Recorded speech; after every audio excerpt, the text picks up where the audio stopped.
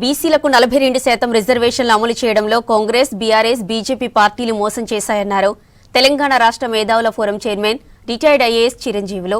MPTC, ZPTC ఎన్నికల్లో బీసీలకు 42% రిజర్వేషన్లకు చట్టబద్దత కల్పించేందుకు రాజకీయ పార్టీలు కృషి చేయాలని డిమాండ్ చేశారు.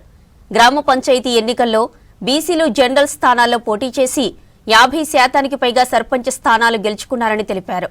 42% రిజర్వేషన్లు సాధించే వరకు ఉద్యమం కొనసాగిస్తామని చెప్పారు బీసీ నేతలు.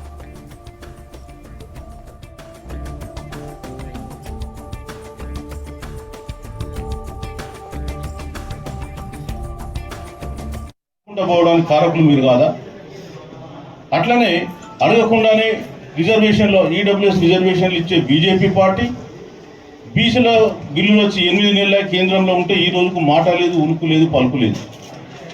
ఇవాళ కాంగ్రెస్ ప్రభుత్వం అధికారంలోకి వచ్చినాక 6 నెలల్లోనే 42% రిజర్వేషన్లు ఇచ్చి లోకల్ బాడీ ఎలక్షన్లకు వెళ్తామని చెప్పి కేవలం 17% రిజర్వేషన్లు బీసీలకు ఇచ్చి మీరు ఎన్నికలకు పోయినారు. పోనీ మీరు 42% పార్టీ పరంగా ఇస్తామన్నారు. ఎక్కడెక్కడ ఇచ్చిందో మీరు లెక్కలు చెప్పని అడిగినాం, ఇప్పటి వరకు చెప్పలేదు.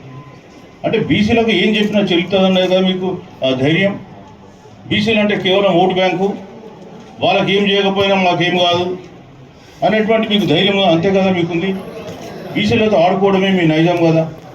అందుకే వాళ్ళ బీసీలు సంఘటితమై మరి వాళ్ళ ఎన్నికలలో దాదాపు 48% వాళ్ళు గెలుచుకున్నారు.